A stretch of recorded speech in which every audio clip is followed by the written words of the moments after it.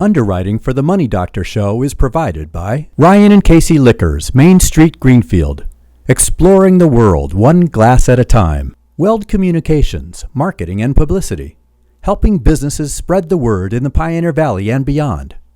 www.weldwords.com.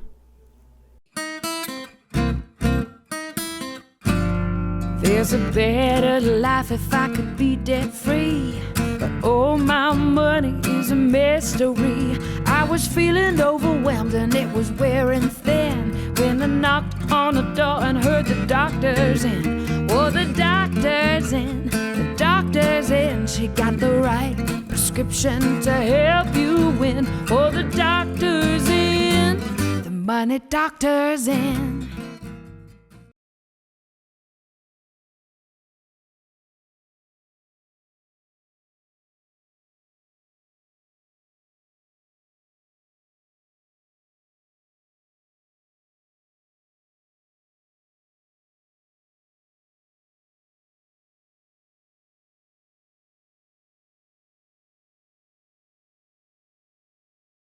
I'm Dr. Frances Rayam. I'm president of Power Down Debt. And my guest today is Joe Poirier, owner of the Greenfield Grille. Am I allowed to say owner? Are you the only owner now? I am. The only owner of the Greenfield Grille in Greenfield, Mass on Federal Street, which used to be Famous Bill's Restaurant. That's right. That's some tough shoes to fill. So thank you for coming today. Pleasure. Thanks. I have questions. Now, I know when we asked you to be a guest, you agreed, but you're a little concerned about, well, why am I here? What do I have to say? And I think you have lots to say. So I think you have a fascinating story in that you were the president of Greenfield Savings Bank. Yes. You retired from that. Yes. You decided, in some serendipitous fashion, to become a restaurateur. Yes. One of those businesses that, as the money doctor, I say to people, look, if a business is going to fail, a restaurant has a strong chance of failing. Yes. You didn't have experience as a restaurateur. Correct. All right. Start at the story with the auction, how you ended up at an auction. Mm-hmm. Please tell that story, and then let's talk about the restaurant business. Okay. Well, it was on December 1st, and excuse me. It was on December 1st, and I was supposed to spend the day in Springfield. However, golfing that morning, yeah, golfing. Golfing, right. And that morning, it snowed. And so the golf trip was canceled, and I had blocked out the whole day. And so at that time, I still had an office at the bank, and so I thought, well, since my day is free, I'm going to go down and to the office at the bank and do some stuff there. On the way down the trail, it dawned on me that they were having the auction for Bill's Restaurant that afternoon. So I decided out of curiosity to go. Had you ever been to an auction before like that for real estate?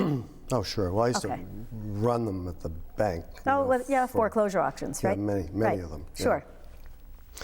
So I was driving down the trail. I decided to go to visit the auction just out of curiosity to see who was going to buy this place.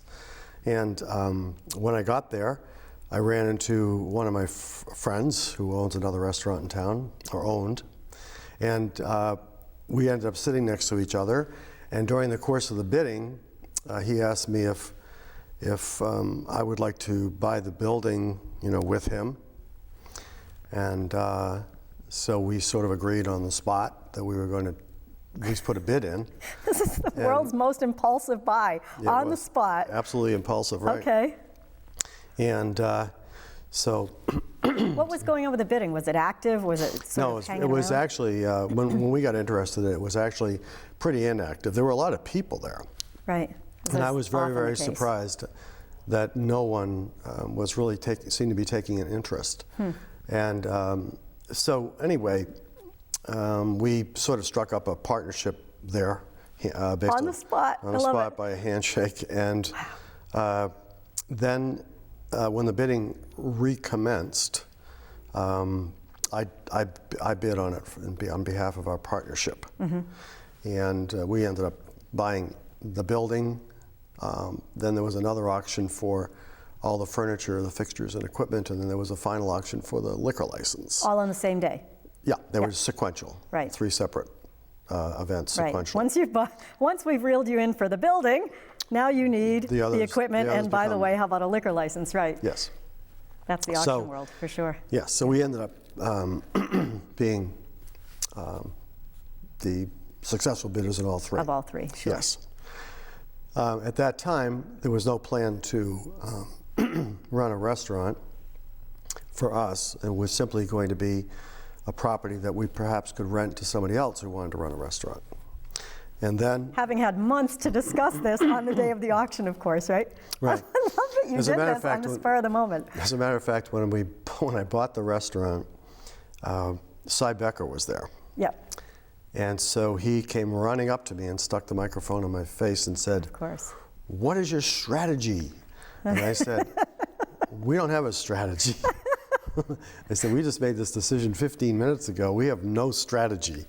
And he said, "Well, that's the story." You know how Cy Becker said, Yes. "Well, Oh, yes. that's the story." Oh, that's so That funny. you bought the building on impulse.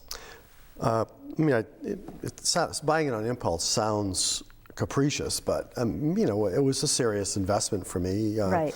I felt that building located in the middle of town was worth more money than we were paying for it. Well, I was just going to essentially. say that, you know, for some clients I would say, are you off your rocker? What are you thinking?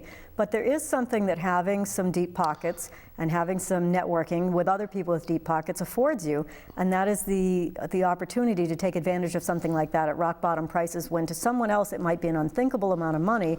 It might be just a good investment, and you saw it at the time. You had the experience. Your partner, your newly found partner, had experience. I mean, you weren't two guys that just walked in off the street and said, "Hey, there's an auction today. Think I'll buy something." Right. Yeah, this isn't a chair that you paid too much money for. You had to have some background to make this decision. Right. But still, you didn't think you would run a restaurant. No. Well, also, it turned out that the building wasn't such a good deal because since we hadn't, sorry about this, I have the same problem getting over a cold. Yep. but I had never been in the kitchen nor in the basement of the building, nor had I evaluated the condition Yeah. of the building from a purchaser's eyes. And consequently, equipment problems, after I bought it, then we got to go in the kitchen and go into the basement and learn about all the issues that had to be dealt with. And so it turned, what I thought was a really good deal turned into a so-so deal. Right. By the time we got finished, because we had to put quite a bit of money into the building to get it up to code and get it into a safe working environment Sure. condition. Sure. Yeah. So how did I get in the restaurant business? We talked to a number of people actually who had expressed interest in leasing the building. And that was over the next couple of months. At some point in the process, my partner in the building, whose name is Paul, he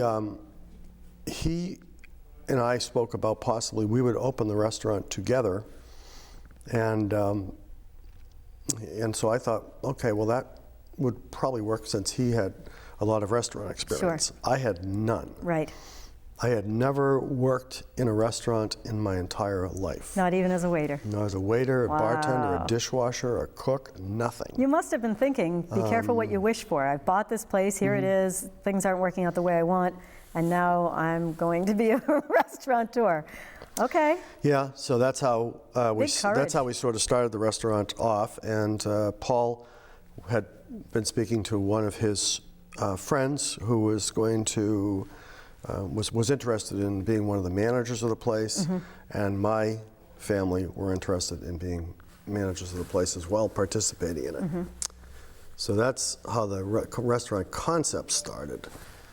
Unfortunately, as the next month or two went on, Paul was unable to participate in the restaurant because he had been involved with another one here in town, Sure. and Things went awry and he had to he had to pull bow out, right? Leaving you. Which left me in a situation where I thought, well, okay, either we pull out or Right. we continue down the road. Do or die. And Yep. by the time that happened, my family was sort of mentally prepared to do this, and it would have been pretty disruptive to Right. just say, well, we're not going to do it now. Yep. So I decided to continue with the process on my own, Well, and that was bitter. Yeah, I bet it couldn't have been fun. And having had you just mention family, I have to slip your little slogan in here about where fun, family, and food, I might have those in the wrong order, meet. So you, even though you weren't a restaurant owner, you had to have some vision for what you wanted this restaurant to be. Now that you were, for lack of a better term, saddled with it, or now that you had decided to either make or break this restaurant, Right. you had a concept for what you wanted this to be. Well, sort of. Really? Yeah? Yeah. You know, I wanted to fill the void that Bill's Restaurant had. Yes. And they had a certain constituency that would, you know, were their patrons, and without Bill's Restaurant being there, then that constituency would have to go someplace else. And so we were just hoping that we could capture, you know, those folks. Sure. And so, you know, I was concerned when we set the menu up and so forth that we would have a variety of sort of comfort type foods and have it priced so that, you know, the average person in Greenfield could afford to eat there. And, you know, wanted to have enough variety. We considered other things, you know, like making it an Italian restaurant or making it, Right. you know, some other more sophisticated type of restaurant. But after considering those options, we chose to just do the one that we were most comfortable with, which was just New England fare, comfort foods. It is comfort food, the gorgonzola mussels. Modestly priced. I love those sort of- gorgonzola mussels. Good. Even if they're not on the menu, you guys will make them for me. I love those things. Of course. We're going to talk a little bit more about all of this when we come back. I want to know how your management skills in banking translated into this and got you out of this thing. But I remember thinking that running a restaurant would be like having a party for 500 people every day and not knowing who would show. Right. That's exactly what it's like. So Except it's not 500 people, but well, even 100, it's still an amazing feat. So when we come back, we'll talk more about that and learn a little bit more about what your plans are for the future for the restaurant business. okay, Thank you. sure. When we're back. Underwriting for the Money Doctor Show is provided by Dr. Glenn Brooks at the office of Glenn Brooks and Spa on the Green. 413-565-4400. drglenbrooks.com. Video broadcast services. Complete marketing services for your business. 480-200-4222. Videobroadcastservices.com. Richard Wiedegartner, LMT. Neuromuscular Massage Therapy. For pain relief, call 413-773-5775. rwmassagetherapy.com. Magic Wings Butterfly Conservatory. 4,000 butterflies flying year-round. 413-665-2805. magicwings.com.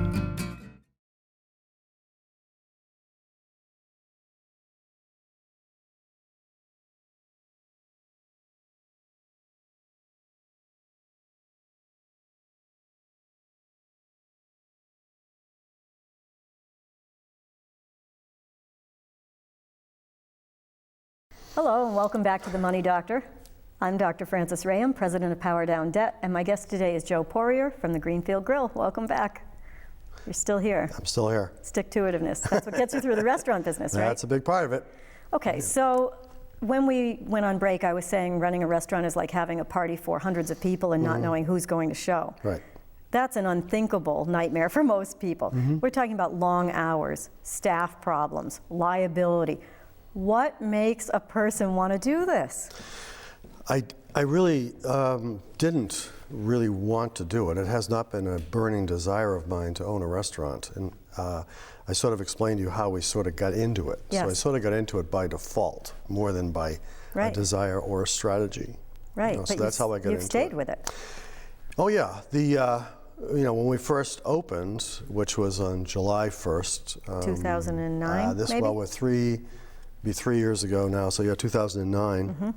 When we first opened, I mean, we would literally get together after every meal and say, how did we make mistakes during this meal? Right. And what can we do to improve on that? And then we would try to, you know, gradually shift gears a little bit, and then we would have the next meal and the next meal and the next meal. And we would be talking about food, we'd be talking about how fast the food came out of the kitchen, how accurate the wait staff were, and so on and so forth. And this went on for a long period of time. It was very disheartening. Oh, yes. Yeah, really disheartening, because I was embarrassed. I'm embarrassed if somebody goes in there and has a lousy time. Right. It reflects on me. And I would say the first 6 months to a year were very, very tough for us. Primarily because none of my family had really had experience in it either. We were complete novices in this. The blind leading the blind. Yes, in this business. And so that was tough. Right. Now, it seems to have stabilized. We have we don't get complaints anymore. Yes. And we have a regular clientele that seems to come back over and over and over. Right. So I hope the business appeals to more people, as I would like to see some growth in it. So during the break, we were talking a bit about that, about how Greenfield Grille has become, we laughed about it, but I said sort of a Grauman's Chinese theater of Greenfield. Everybody, like politicians like to hang out there. I'm not lumping myself in this category, but whenever we finish a show, it's very often we end up over there for lunch because it's predictable. There's good parking, the food is good, all of that.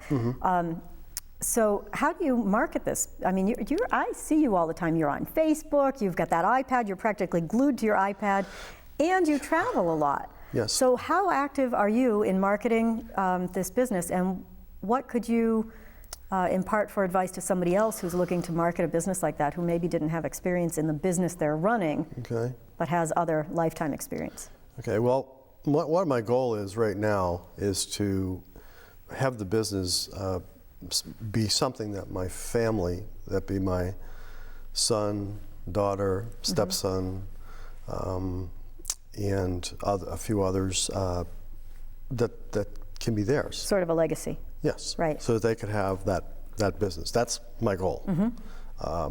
And so very nice goal. I am involved in the restaurant every day in one form or another, whether I'm in this country or out of the country. Yes. Because I can communicate with everybody there via, my computer or my iPad. Yes. And so I do play my role from afar sometimes. Okay. And but otherwise, I'm physically there pretty much every day that I'm in the county. And all of us are trying to, make ourselves, better all the time. So now, how do you market a business like this? Well, yes.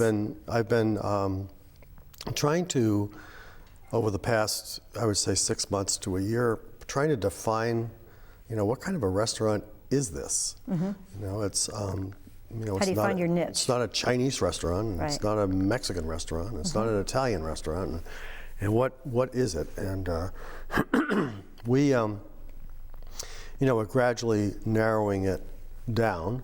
But I would say that based on 3.5 years of and 3.5 years of being in operation and having served thousands and thousands and thousands of meals. Yes.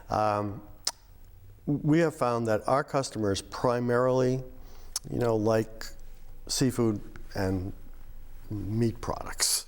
Seafood and meat products, surf and turf. Surf and turf. That's basically what they order off of our menu. We have each time we revise the menu, which typically will happen maybe every 6 months or so, we will eliminate things that our customers have shown that they don't really care for that much, by virtue of the fact that they don't order it. The lower sellers, right. So we try to cull those off, and I try not to add more things to it, because our menu in the beginning was it was too extensive. Big, yeah. yes. Yeah, it was. So we're gradually narrowing it down a little at a time. And so we're constantly trying to define, what we are, but pretty much I would say that we're a good place for steak and seafood in one form or another. Yeah. And we're not, a fusion restaurant. We're not a trendy food restaurant. And you're not trying to be something you're not. We are not right. trying to be that. And And also, building a staff in the kitchen, requires some time. Sure. Because you're putting together people who are cooking together. Right. Yeah, that's a team. But they haven't necessarily known each other before. So all of a sudden they're thrown into this situation where they're all trying to work together and be efficient and effective. Right. At the same time, they don't have that efficiency built into the relationship, if you want to put it that way. It's not like siblings who know how to push each other's buttons. These are people who haven't had to work together before. Right. Now you're expecting them to have a rhythm, and you're expecting it on the spot. There are people coming in tonight, there's cooking, they've got to get it done right away. That's right. Now, to complicate matters, you have that banquet room, which is a huge banquet room and is used, I know the Kiwanis and the Rotary meet there, and you have bereavement ceremony, or dinners, I guess I would call them there. Bereavement, and receptions. Receptions, yeah. And other things, you've had entertainment in there, all of that. Right. How does that enter into a restaurant? I mean, is that a completely different, marketing arm, or what do you do with that, and how do you fill it? Good question. Well, we've, my daughter, Jackie, runs the function room, and when she first started running the function room, she was in the same boat that we were all in, no prior experience. Now, she can take care of a function if she's away. Yep. Using her cell phone, talking to the customer, talking to the kitchen. Sure. And we sort of have the drill down. But again, Jackie is 3.5 years under her belt now. Adapt and overcome. And so now she can, I don't want to understate it, but she can do it with a lot less concern. Sure. So we have tried to do things out there as well. For example, we had a period of time we were running music on a regular basis. Right. But again, never had a music venue. I had gone down to Nashville, Tennessee once and went to a place called the Bluebird Cafe. And the Bluebird, which was just a place we happened to walk into. There's got to be a story here. Yeah, and Bluebird Cafe. Well, we just walked in, and here was the Bluebird Cafe, and I didn't know what it was, and we were ordering food, and and they had the stage up there, and these musicians were coming in, and they were great. But one would come up and just spend 15 or 20 minutes on the stage and then get off. And so I said to the manager of the restaurant, I said, well, who exactly is the entertainment tonight? And he said, well, this is called an open mic night. And I said, what is that? And he explained to me. I went, what a cool idea. That would be something that I'd like to see happen in Greenfield at some time. And so once I had the restaurant, I had the facility that was sort of good for it. Right. I brought some musician friends in and asked them what they thought of the space and the sound and that sort of things, and they loved it. The musicians really liked the space because nothing that I did. It just happens to be that the ceilings and the carpets on the floor and the walls and so forth all lend that they work well. And so the musicians really, really liked it. So we would have on Tuesday nights we would have different people come in and play. And I used to come to these we did that things. for about a year, but unfortunately it's not enough of there's not enough of an audience on a consistent basis to warrant the effort that goes into it. At least not on a Tuesday night, and who knows what else was there. But you did get some good musicians. We had great musicians. We had great musicians, and in fact, it was fun to see you get up and play guitar. And they still thank you. And they still come in. It's to this day, I still have people come in and go, when are we going to do the music again? I still get it. People will ask me about those shows. Yeah, and my answer is that if we could somehow, have an audience that would help to underwrite the project, then I would be, open to having music again. But also, there's a lot of music going on in our community, and we have our county has got 78,000 people in it. And they're in 26 towns, and they're scattered all over the place. And trying to support multiple music venues with a relatively sparse population is pretty difficult. So the Arts Block is having music on a regular basis, and Winterland has music, and the 63 Roadhouse, and Between the Uprights, and all these different places around town. So I figured, why go in and try to beat it, beat it up with these guys. Why don't I try to find something that is more comfortable for us? So actually, what we're doing now is we're doing more non-music things. Right. Well, that's what I was going to say about adapt and overcome. Also, music is near and dear to your heart, so that seemed like a good thing, and you got into it emotionally and you wanted to do it. But as soon as you realized, you probably had some sort of exit strategy in mind, whether it was on paper or not. As soon as you realized, okay, this isn't working, I'm tired of putting my time into this not getting the monetary reward, you pulled back and found a different way to use the room or whatever. And in fact, one of the ways, I think, we have a mutual friend, Lenny Zarconi, who is a musician, local musician, and mime artist and all of those things. And he occasionally does things at your place. And I think he's got something coming up, I don't know, the 13th or something, December where he's doing a senior, and he sold out for that. Yes.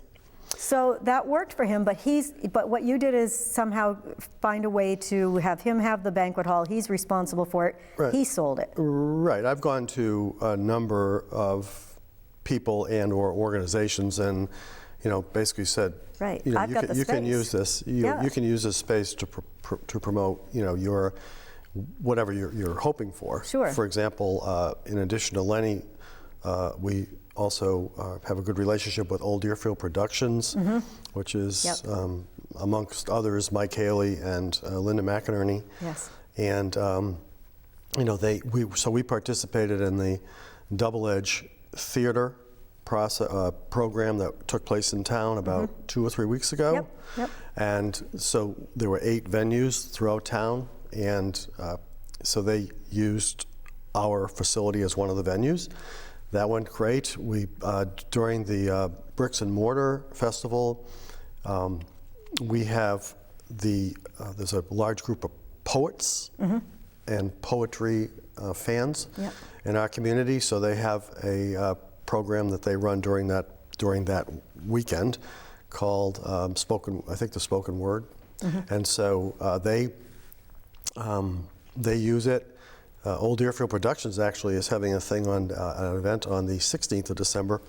Cool.